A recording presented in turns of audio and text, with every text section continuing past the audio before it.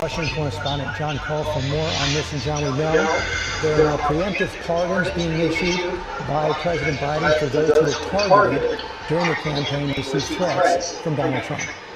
This is a major development, a big last move, one of the last moves for President Biden. As you know, George, during the campaign, Donald Trump spoke about retribution. He and his supporters talked about prosecuting people like Anthony Fauci, members of the January 6th committee, Mark Milley, General Mark Milley, the former chairman of the Joint Chiefs of Staff, who Trump even suggested could face the death penalty. So President Biden has just issued preemptive pardons for all of them, saying, quote, these public servants have served our nation with honor and distinction and do not deserve to be targets of unjustified and politically motivated prosecutions. So again, this is Anthony Fauci, this is the committee members and staff of the January 6th committee, and this is General Mark Milley, also members of the Capitol Police who testified before the January 6th committee. At the end of this statement announcing these pardons, President Biden makes it clear this is not an admission of guilt. He says the issuance of these pardons should not be mistaken as acknowledgement that any individual engaged in any wrongdoing.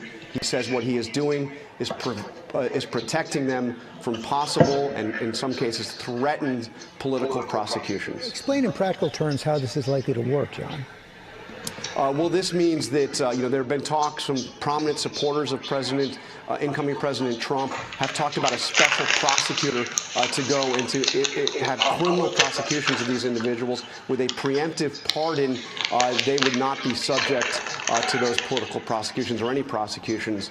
We don't know the details, how exactly sweeping this is, but we've seen preemptive pardons in the past. We saw, of course, President Biden do a preemptive pardon of Hunter Biden. We saw President Ford years ago do a preemptive pardon of President Nixon. It basically closes off future prosecutions. No reaction yet from President-elect Trump, but we know he's planning pardons today as well.